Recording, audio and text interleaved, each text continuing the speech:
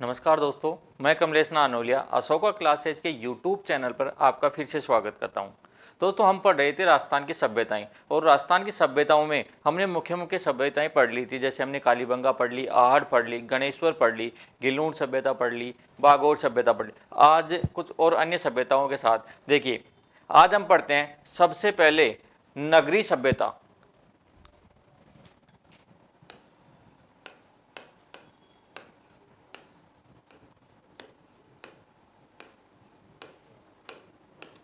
दोस्तों, हम नगरी सभ्यता की बात करें तो यह है राजस्थान के चित्तौड़गढ़ जिले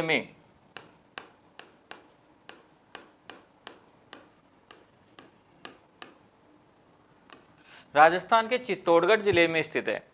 अब इस सभ्यता के अपन उत्खननकर्ताओं के बारे में बात करते हैं तो इस सभ्यता का उत्खनन किया था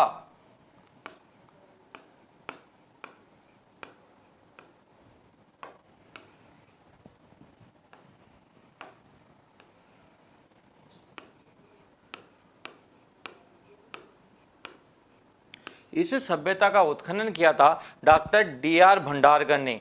डॉक्टर डी.आर. भंडारकर। इस सभ्यता का उत्खनन डॉक्टर डी.आर. भंडारकर ने सन 1904 में किया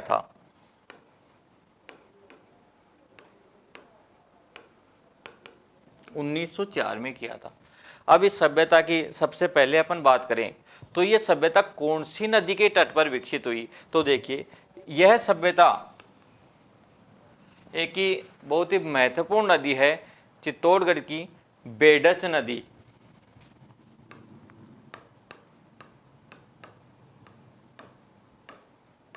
ये वही नदी है जिसके तट पर आहड़ सभ्यता विकसित हुई थी। हमने पिछले क्लास में देखा था कि बेडस नदी आयर नदी कहलाती, उसके बाद ये उदय सागर झील में गिरने के बाद बेडस नदी कहलाती है और बनास की सबसे महत्वपूर्ण सहायक नदी है। तो जो नगरी सभ्यता है वो बेडस नदी के किनारे विकसित हुई। अब इस सभ्यता की और जानकारी हम लेते हैं तो इस सभ्यता का प्राचीन नाम हमें देखने को मिलता है मध्यमिका। इस सभ्यता की बात करें और इसका प्राचीन नाम देखें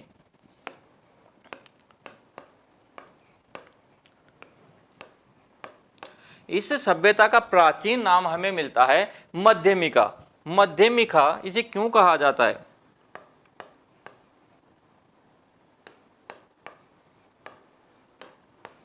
मध्यमिका इस सभ्यता का प्राचीन नाम हमें मिलता है। और बात करें मध्यमिका, जैसे दोस्तों बात करते हैं हमारे इतिहास की, और इतिहास में हम बात करें तो मेवाड़ की बात करें तो मेवाड़ को पूर्व में शिवी जनपद कहा जाता था। एक जनपद चलता था। जनपद की बात करें हम तो शिवी जनपद, शिवी जनपद चलता था या शिवी जनपद था। जब अपने मेवाड़ का इतिहास पढ़ेंगे उसमें अब इस चीज को विस्तार से देखेंगे। तो शिवी जनपद की राजधानी जो थी वो मध्यमिका थी। मध्यमिका। तो दोस्तों, शिवी जनपद की राजधानी क्या थी? मध्यमिका। और इसी मध्यमिका में यह जो सभ्यता थी वो विकसित हुई। कौन सी सभ्यता? नगरी सभ्यता। इसीलिए नगरी सभ्यता का प्राचीन नाम क्या था? मध्यमिका। अब देखो दोस्तों, और इस सभ्यता के बारे में हम बात करते हैं तो इस सभ्यता से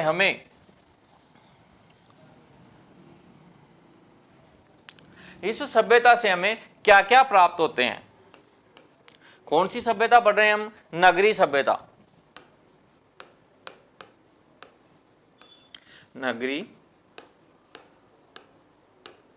नगरी सभ्यता पढ़ रहे हैं। अब इस नगरी सभ्यता के बारे में हम देखते हैं कि इस सभ्यता से हमें और क्या क्या प्राप्त होते हैं, यानी इसके साक्ष्यों के बारे में देखते हैं।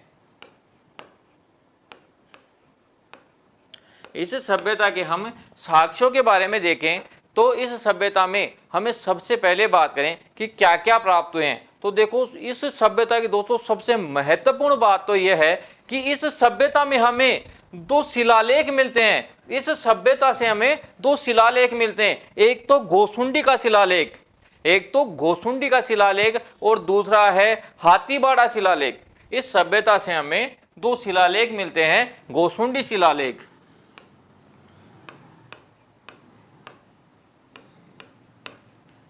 गोसुंडी शिलालेख,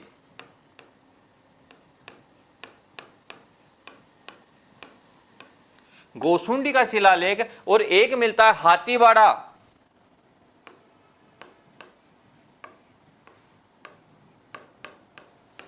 हाथीबाड़ा शिलालेख।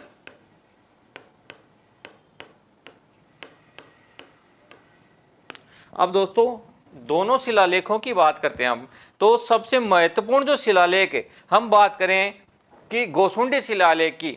गोसुंडी का शिलालेख जो है कई बार एग्जाम में पूछ लिया गया है कि गोसुंडी का शिलालेख कहां से प्राप्त हुआ, तो बात करते हैं चित्तौड़गढ़ से। कहां से प्राप्त हुआ? चित्तौड़गढ़ से। अब इस गोसुंडी शिलालेख से हमें क्या क्या साक्ष्य मिलते हैं उसके बारे में थोड़ा सा देखते हैं। दोस्तों हमें इस सभ्यता से मंदिर भी प्राप्त हुआ है, मंदिर के अवशेष मिले हैं। अब देखो इस गोसुंडी शिलालेख की थोड़ी सी बात करते हैं, क्योंकि इस गोसुंडी शिलालेख का विवरण जो है इस मंदिर से जुड़ा हुआ है। किससे जुड़ा हुआ है? इस मंदिर से, क्योंकि वैष्णव संप्रदाय के जो हैं, राजस्थान की बात करें हम, राजस्थान की बात करते हैं तो राजस्थान में सबसे पहले वैष्णव संप्रदाय,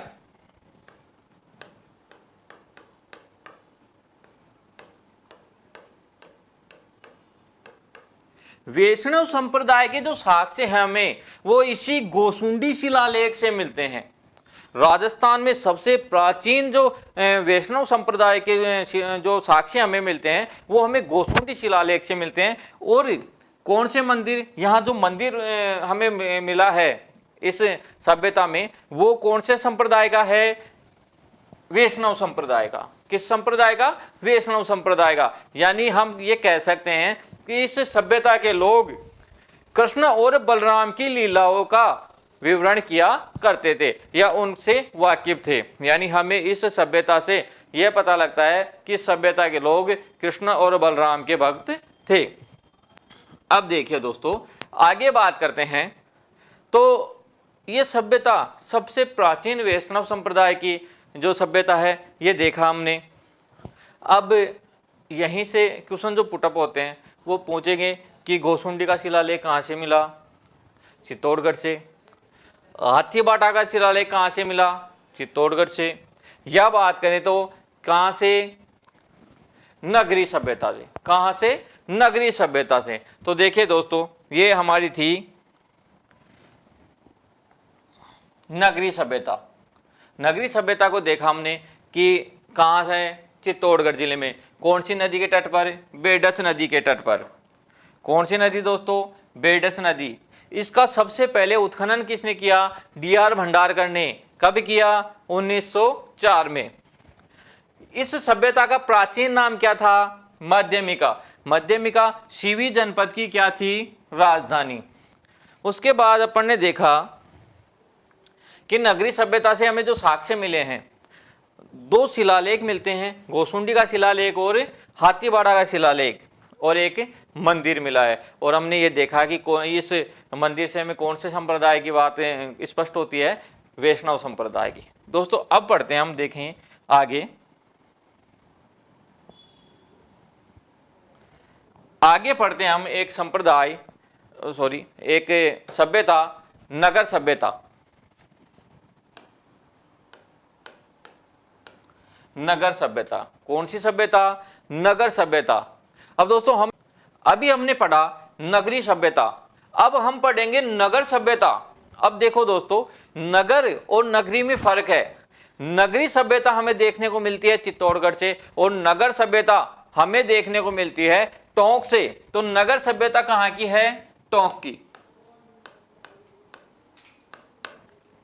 नगर सभ्यता के अवशेष हमें कहां से प्राप्त हुए हैं? टोंक से। अब इस सभ्यता के बारे में हम देखते हैं, तो देखो सबसे पहले बात करें तो इस सभ्यता के प्राचीन नाम की बात करते हैं हम।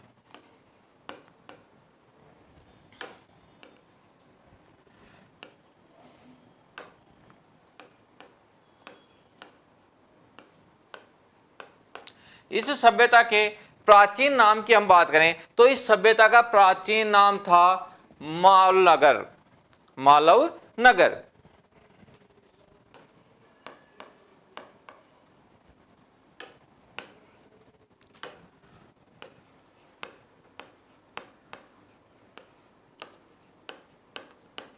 मालव नगर इस सभ्यता का प्राचीन नाम हमें देखने को मिलता है। और एक नाम मिलता है करकोट नगर। इस सभ्यता का हमें करकोट नगर भी नाम मिलता है। अब देखिए, सबसे पहले हम बात कर रहे थे कि मालव नगर इस सभ्यता का प्राचीन नाम है, करकोट भी हम देखने को मिलता है। अब मालव नगर इसे क्यों कहा जाता है दोस्तों? जब यह सभ्यता विकसित थी उस समय एक प्रदेश था मालव गणराज्य, मालव गणराज्य।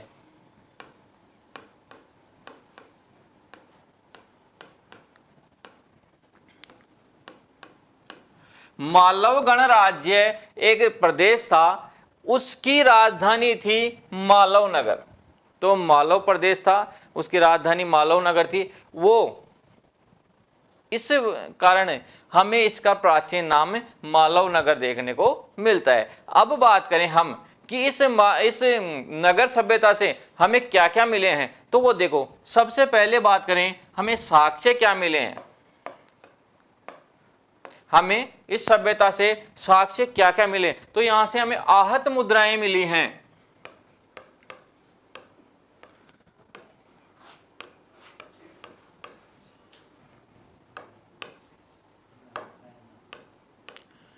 हमें इस से हमें आहत मुद्राएं मिले। अब आहत मुद्राएं होती क्या हैं वो देखो, आहत मुद्राएं कह दो या पंचमार्क सिक्के कह दो, पंचमार्क सिक्के कह दो,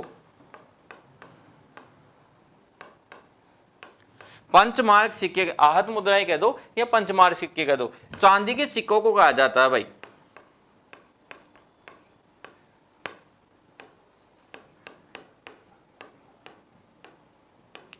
चांदी के जो सिक्के होते हैं उनको कहते हैं पंचमार्क या आहत मुद्राएं। अब आगे बात करें कि इस सभ्यता के जो साक्ष्य हमें और मिलते हैं उनकी बात करते हैं, तो यहां से हमें महिषासुर, महिषासुर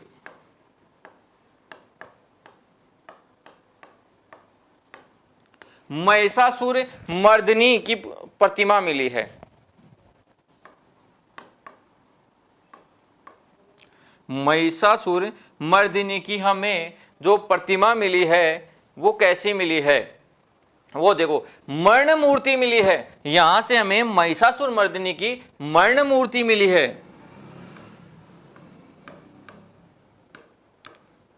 मर्ण मूर्ति मिली है, किसके मिली है दोस्तों? महिषासुर मर्दिनी की जो हमें मर्ण मूर्ति मिली है वो कहां से मिली है? नगर सभ्यता से। आगे देखते हैं,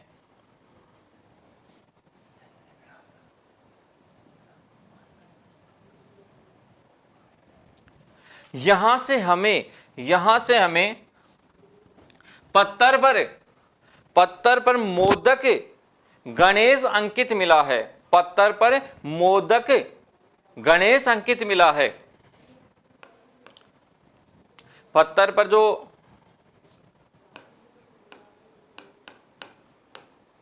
हम यहां से जो हमें और साक्ष्य मिलते हैं उसकी बात कर रहे थे हम, तो पत्थर पर मोदक रूप में गणेश का अंकित मिला है।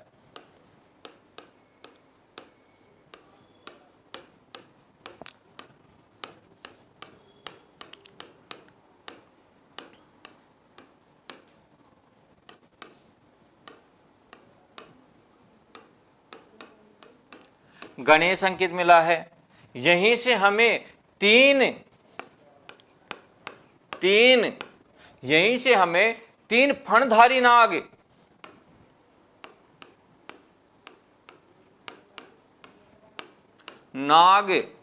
अंकित मिले हैं।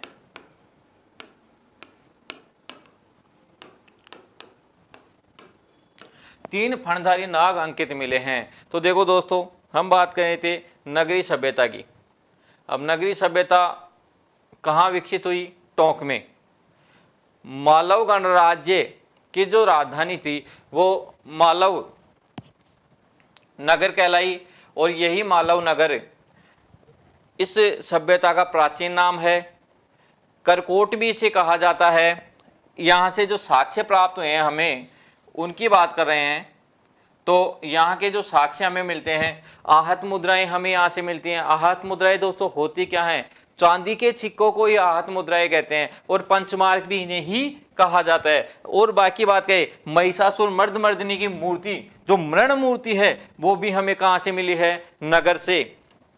यहाँ पर मोदक रूप में गणेश जी का चित्र अंकित मिला है हमें पत्थर पर, वो भी कहाँ से मिला है? पत्थर पर। और बात करें तो 3 फणधारी नागों के चित्र भी अंकित हमें यहाँ से मिले हैं, वो भी कहाँ से मिले हैं? पत्थर पर। तो दोस्तों ये थी हमारी नगर सभ्यता। अब आगे देखें, एक बहुत ही महत्वपूर्ण सभ्यता लेकर हम आते हैं, जो नोहर सभ्यता है। नोह सभ्यता कौन सी सभ्यता? नोह सभ्यता। सबसे पहले बात करें कि यह सभ्यता है कहाँ, तो यह सभ्यता है भरतपुर में। कहाँ है दोस्तों? भरतपुर में। यह सभ्यता भरतपुर जिले में विकसित हुई। अब इस सभ्यता की बात करें हम, तो सबसे पहले बात करें इस सभ्यता की, तो यह इस सभ्यता का उत्खनन करता, सबसे पहले उत्खननकर्ता की बात करते हैं हम, तो इस सभ्यता का उत्खनन किया था आरसी अग्रवाल ने।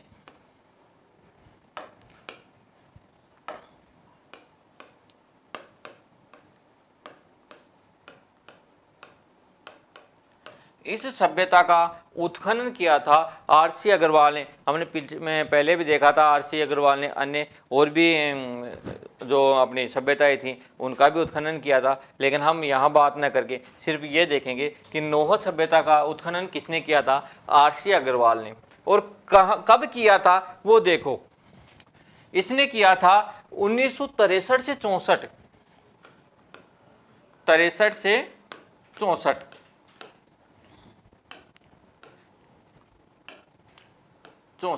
तो दोस्तों सबसे पहले हम बात कर रहे हैं कि नोह सभ्यता कहाँ है? भरतपुर में। इसका उत्खनन करता कौन है? आरसी अग्रवाल। कब किया था? 1964, 63 या 64। अब बात करते हैं कि ये सभ्यता कौन सी नदी के तट पर विकसित हुई, तो भरतपुर की बहुत ही महत्वपूर्ण नदी है एक नदी, रूपारेल नदी। रूपारेल जो नदी है, ये नदी कहाँ है? भरतपुर में।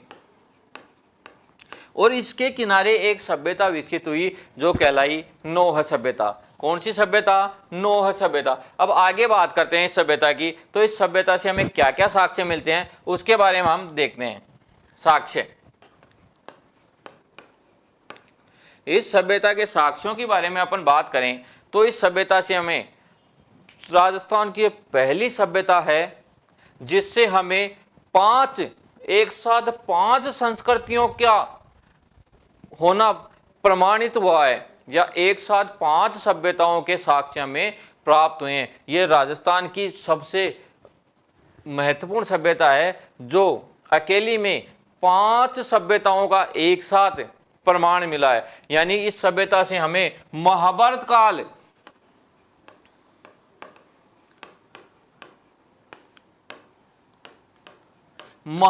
काल से लेकर महाभारत काल से ताम्रयुगीन सभ्यता तक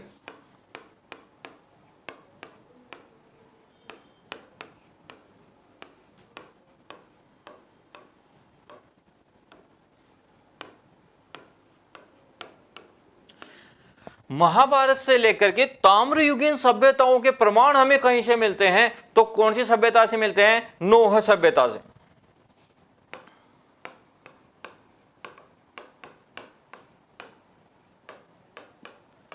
तो देखिए दोस्तों कितनी महत्वपूर्ण सभ्यता है ये। महाभारत से लेकर के ताम्रयुगीन सभ्यताओं तक के प्रमाण हमें कौन सी सभ्यता से देखने को मिले? नोह सभ्यता से। आर्यकालीन, इस सभ्यता से हमें आर्यकालीन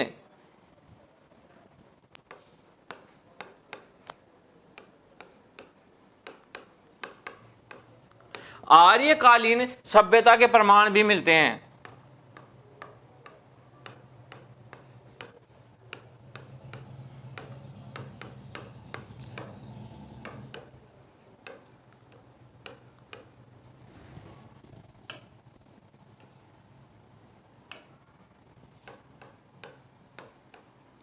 तो दोस्तों आर्यकालीन सभ्यता के प्रमाण हमें कहां से मिलते हैं? नोह सभ्यता। हालांकि आर्यकालीन जो सभ्यता है उसके प्रमाण हमें कई जगह से देखने को मिलते हैं। जैसे हम बात करें जो बैराट सभ्यता थी उसमें सर्वाधिक आर्यकालीन सभ्यता के प्रमाण हमें मिलते हैं। और अगर क्वेश्चन बढ़ता है कि राजस्थान में सबसे ज्यादा आर्यों के साक्ष्य मिले हैं तो वो कौन सी सभ्यता से मिले? आर्यकालीन सभ्यताओं के प्रमाण तो हमें बैराट सभ्यता से देखने को मिलते हैं। इसके अलावा हमें जैसे जयपुर की जोधपुरा सभ्यता है उससे भी आर्यकालीन सभ्यताओं के प्रमाण मिलते हैं। लेकिन हम बात कर रहे हैं नोह सभ्यता की। नोह सभ्यता की बात करें तो इसमें महत्वपूर्ण बात क्या है कि इसे हमें एक साथ 5 सभ्यताओं के क्रम से 5 सभ्यताओं के प्रमाण हमें यहां से मिलते हैं, वो भी महाभारत काल से। महाभारत काल के साक्ष्य भी हमें इस सभ्यता से मिले हैं और ताम्र युगीन सभ्यता तक इस सभ्यता के साक्ष्य हमें इससे मिलते हैं। आगे बात करें तो एक सबसे महत्वपूर्ण बात हम बात कर रहे हैं कि यहां से हमें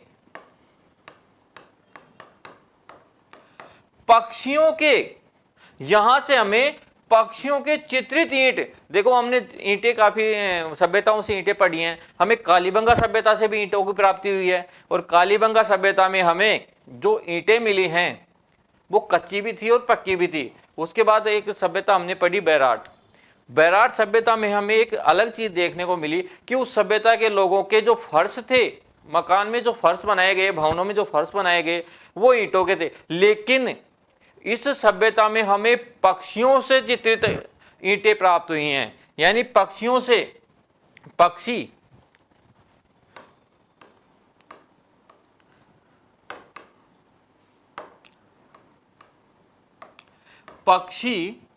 चित्रित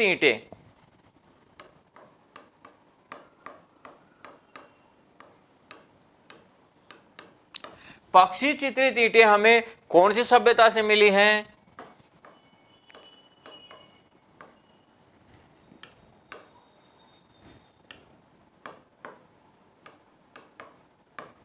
नोह सभ्यता से। तो देखो दोस्तों ये थी हमारी नोह सभ्यता। नोह सभ्यता कहाँ विकसित हुई? भरतपुर में। इसका उत्खनन किसने किया? आरसी अग्रवाल ने कब किया?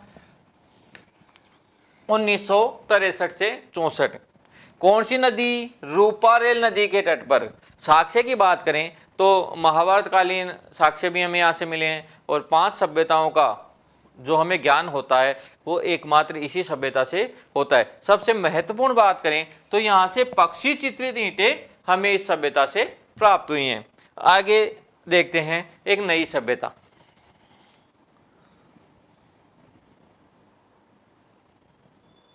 देखो दोस्तों अब हम पढ़ते हैं सुनारी सभ्यता।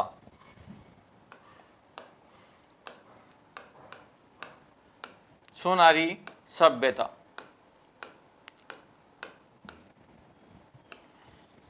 सुनारी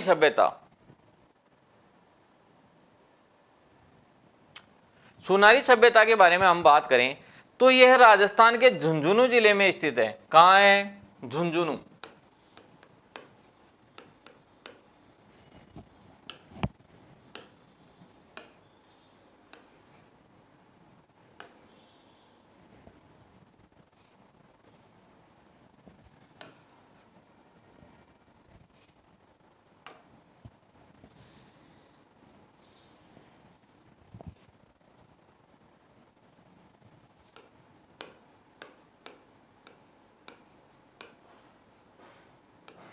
झुंझुनू जिले में स्थित है। सुनारी सभ्यता राजस्थान के झुंझुनू जिले में स्थित है। और अब इसके उत्खननकर्ता की बात करें तो इसके उत्खनन में जो सबसे महत्वपूर्ण भूमिका निभाई है वो राजस्थान पुरातात्विक विभाग ने निभाई है। तो राजस्थान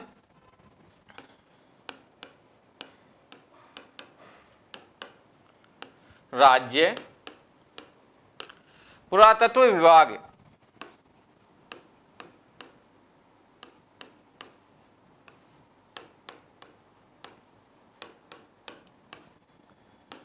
इसका उत्खनन किसने किया?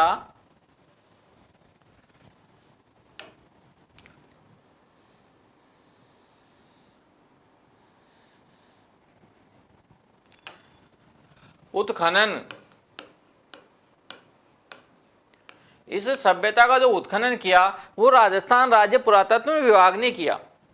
इस सभ्यता का राजस्थान पुरातत्व विभाग ने इस सभ्यता का उत्खनन किया। और कब किया? 1980 से 81, 1980 और 81 में इस सभ्यता का क्या किया? उत्खनन किया। अब इस सभ्यता में सबसे महत्वपूर्ण बात करें, इस सभ्यता के साक्ष्यों की बात करें,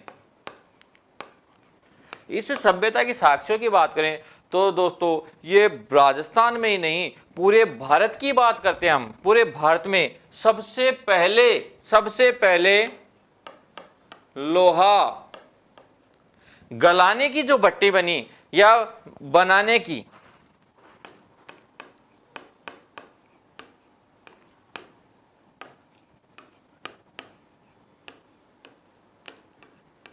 लोहा गलाने की भट्टियां या भट्टियां हमें जहां से मिलती हैं वो कौन सा क्षेत्र है? सुनारी। और सुनारी कहाँ है? झुंझुनू में। यानी पूरे भारत की, मैं राजस्थान की बात नहीं कर रहा हूं, पूरे भारत में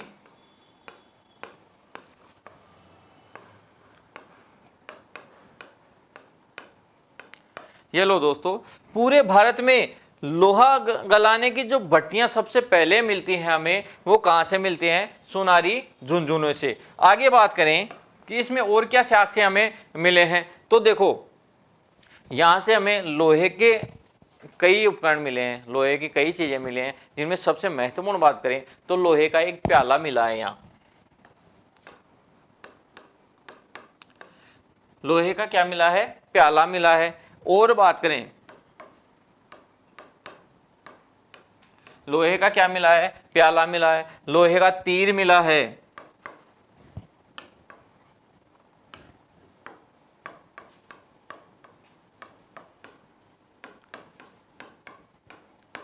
क्या मिला है? लोहे का तीर में, अच्छा प्याला भी लोहे का है, ध्यान रखना।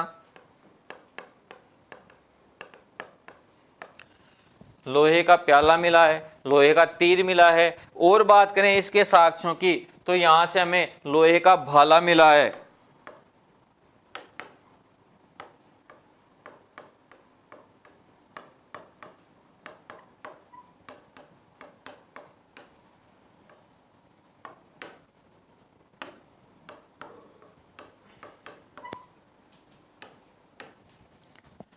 इस सभ्यता से हमें लोहे का प्याला, लोहे का तीर या लोहे का भाला मिला। और भी लोहे के कई उपकरण हमें इस सभ्यता से मिलते हैं, लेकिन सबसे महत्वपूर्ण जो इस सभ्यता की बात है वो है दोस्तों कि इस सभ्यता में हमें पूरे भारत में सबसे पहले लोहा हमें कई जगह से प्राप्त हुआ है, लेकिन लोहा गलाने की, लोहा बनाने की, लोहा पिघलाने की जो भट्टी मिली है वो हमें सुनारी जो अपनी संस्कृति है वहां से प्राप्त होती है।